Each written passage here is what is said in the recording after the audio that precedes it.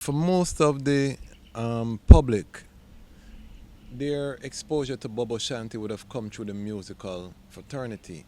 There are several reggae artists that wear the turban and sing, music. And for the most of the people who are not from Jamaica, that is their only exposure to Bobo Shanti.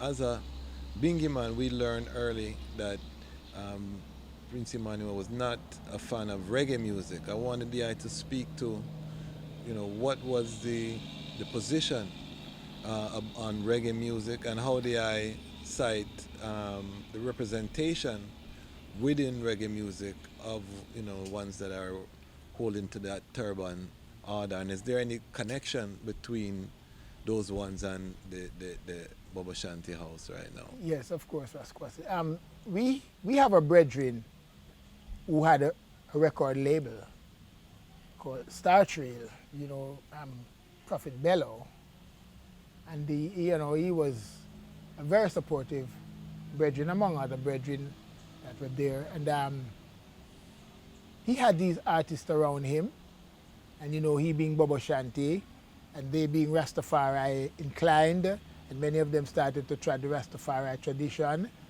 But of course, Bobo Shanti are people that are always culturing. Our main part of us is to be culturing people towards their black self, and the importance of being an Ethiopian. And so I know Bella must have been culturing them, and then because Bella being a Bobo Shanti, and I going around him too, are the young Bobo Ashanti, and they have the culture. And a lot of the young Bobo Ashanti who were born in it, they are very, very, very, very founded, and they can culture you in the deepest Bobo Shanti tradition. And they have been around these artists. I remember there was this prophet that we had named Tango. He was quite much around, Capleton.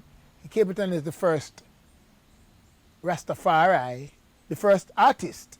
He was not a Rastafari then when he came. The side of his head was trim like that, and he had, hair on the top, trim low, and he was the first artist that got the opportunity to speak to King Emanuel.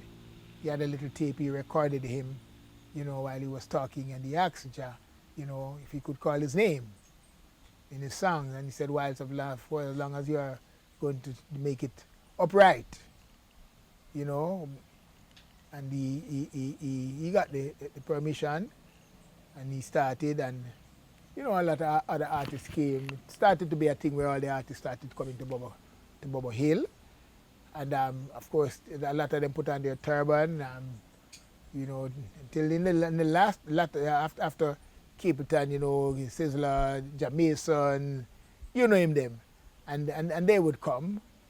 And of course, they all started to sing the Emanuel culture and put on their turban. They have never lived. Sizzla built a house there, burned down afterwards. He was one of the most steadfast and regular ones. Still didn't manage to be a priest because, of course, they have to fulfill their reggae duties. And they don't bother even believe that because they come to Bobo camp and they have on turban and they're artists. There are some Bobo Shanti who from them enter the gate is fire straight on, and them there 10 days or 10 days of fire. There are some Bobo Shanti that never lets up. They never give up burning fire against reggae. Because them call it Dulce and Satbatan. It is what it is even to today. It's not going to be easy for some Bobo Shanti to give up the fact that reggae is not Rastafari music. And of course there are those people who try to say reggae is Rastafari music. Whilst it could be Rastafari secular music, it's not Rastafari solemn music. It's not the churchical music, because the Naya Bingi is the churchical order.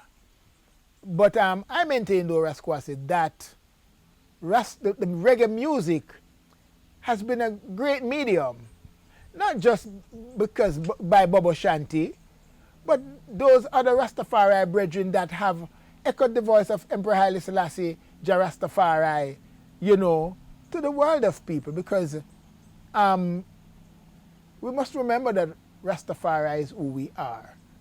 And reggae music has done its part in bringing Rastafari to a certain pinnacle, you know. So I am not going to say it is Rastafari solemn music, but I never be a hypocrite. I could not deny the fact that reggae music has played a part in identifying the Rastafari culture to ones and ones out there. But for the fact that it is ridden upon by every and anyone, those with strange and funny ways, those with, of all different color and clime, and it has echoed sentiments of destruction and derogativeness and nudity and profanity. It couldn't be seen as Rastafari music.